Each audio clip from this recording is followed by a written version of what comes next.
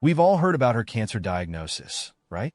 Well, it looks like the Princess of Wales is bouncing back, and it seems like she's found her healing in work. That's right, her royal duties are helping her recover, and she's more emotionally connected to her work than ever before. A royal insider recently shared that Kate is feeling positive and is really looking forward to representing the royal family at upcoming events, like a state visit with her husband, Prince William, and King Charles, where they'll meet Sheikh Tamim bin Hamad Al Thani of Qatar. According to the source, her work is like a tonic for her as she focuses on her recovery, moving into the end of the year and beyond. But here's where things get a little, well, complicated. Word is that Kate isn't entirely thrilled about some decisions regarding her son, Prince George's future. Now, George is set to go to Eton, which is a huge deal for the royal family, very traditional.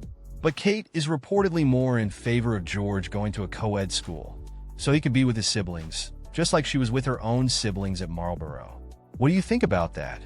Do you think George will thrive at Eton, or is Kate right to be concerned about his future? Donald Trump to visit the UK. What does this mean for the royals? Moving on to another big name, Donald Trump. Seems like the former president is all set for a state visit to the UK after taking office once again. And yes, this is a major deal. According to reports, Trump has always had a special place in his heart for the British royal family. He loved Queen Elizabeth, and it looks like King Charles is next on his list. In an interview with royal editor Rhiannon Mills, she mentioned that Trump is particularly excited to visit the UK because of his strong ties to Scotland, his mother's birthplace, and of course, his love for golf. As we all know, Trump has a couple of golf courses in the UK, which might make this trip even more interesting.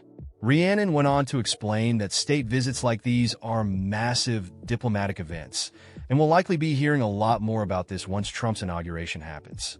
But here's the kicker. As much as the royal family represents a diplomatic powerhouse for the UK, we know that Trump has had some controversial moments, especially with protests against his policies. Arthur Edwards, a former photographer, pointed out that while protests are inevitable, the UK is a country where people have the right to protest, something not everyone can say around the world. Still, with Trump's upcoming visit, the big question is, how will the royal family handle this? Do you think King Charles and Donald Trump will get along? Or will their differences cause tension during this visit?